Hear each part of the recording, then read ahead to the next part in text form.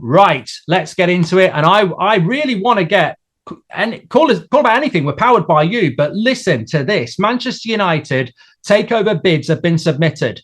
There will be massive protests at Old Trafford tomorrow ahead of the Aston Villa game, organised by the 58 group. They're asking fans to stay outside the ground for 18 minutes, which basically represents all the years of the Glazer ownership of Manchester United. Well, Sheikh Jassim Al Thani of Qatar and Sir Jim Ratcliffe with Ineos have tabled their latest bids to take over Manchester United. And apparently, the bid from Qatar and Al Thani is around £5 billion, with promises to clear all of the debt and add a significant amount of additional capital as well. Infrastructure, stadia rebuild, backing of the manager, clearance of the debt. He is apparently going to put in a world record bid, but in the last couple of hours, we're hearing that Sir Jim Ratcliffe's bid is actually worth more to the Glazers, but he would keep them in place with 20%. How are you feeling about that, Manchester United fans who want a full sale? What does that represent for the future? Sir Jim Ratcliffe's bid would be a shared ownership with him having 50% and Joel and Avram Glazer staying with 20%. However, the Glazers apparently holding out for $6 billion. Let us know what your thoughts are on that. And as I said, we've also got tomorrow's games. Fulham against Manchester City. If City win, they go top. And will they be moved from there? Manchester United will play Aston Villa. We've just mentioned that. Can Villa, who in their last 10 games haven't lost? 8 wins, 2 draws, scored in their last 20 games with Emery. What a season they're having. Newcastle play Southampton. I think Southampton are probably doomed. And Bournemouth will play Leeds United tomorrow. Leeds United need a win. Bournemouth probably just about got themselves sorted. And then Liverpool Spurs in the later game will both be still in the running for top 4. Who knows what's going to happen with that? We're going to get into the call straight away, though. I think we know where we're going to start. We're going to speak to Dave, who is a Manchester United fan. He doesn't want Radcliffe or the Glazers. Talk to me, Dave. Mark, what you just told me now, I'm absolutely devastated. If Jim Ratcliffe and the Glazers still have anything to do with our club, I feel like crying now. I tell you, because the only thing we need is the Qataris. The Qatari ownership is a dream come true. These people are going to put Manchester United back into the world domination. They're going to develop round the ground. They're going to develop everything of our club. They're going to put us back where we belong. And I feel so emotional now. What you've just come out with the news bulletin that's just come out. If they take Jim Ratcliffe and the Glazers staying on, then Manchester United is finished. I tell you, we need these Qataris to take our club to the next level, to bring us where we belong, to battle against City and everybody else. It's depressing. We need these Qataris in there. Okay, we've heard about the human rights, but people make mistakes about human rights and all that, but they can put it right. They can put everything, things can be put right in the world.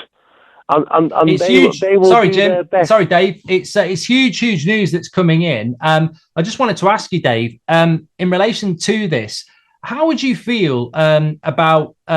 we've got the protest tomorrow. Most people want a full sale.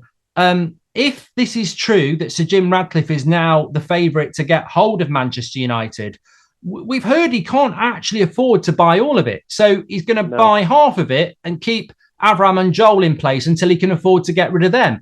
It just sounds like more debt to me, Dave, and that's not something United fans want. Absolutely, Mark. I've been watching you all week on United Stand. This is not United now anymore. We do not want them people. We don't want them Glazers anything to do with our club anymore. We want them out. And the Qataris are going to wipe them away from our club. They're going to build our structure. They're going to put development into Stretford. They're going to everything for the club. These people, these parasites, need to get out of our club. Jim Ratcliffe's backing them. I don't want Jim Ratcliffe anywhere near our club. These Qataris are going to make Manchester United, where they belong, the biggest club in world football. We're still the biggest club in world football, whether you're City. Everybody knows we're the biggest club in world football. We need to get back to that domination, and it's only the Qataris that can put us back in that situation.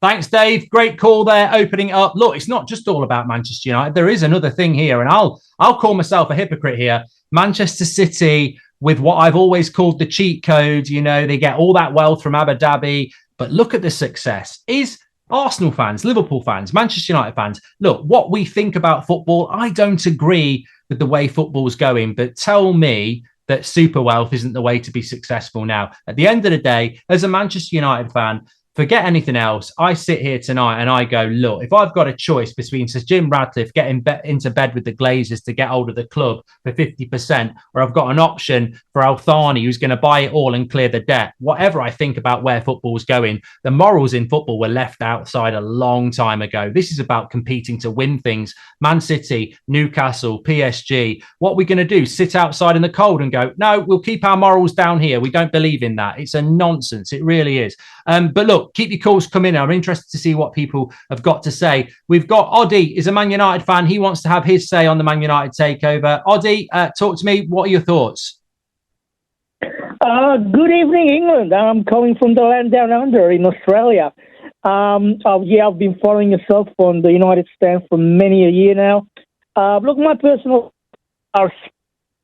initially, obviously, Jim was sort of the dream bride, the local lad to buy over the club and take over from the Glazers.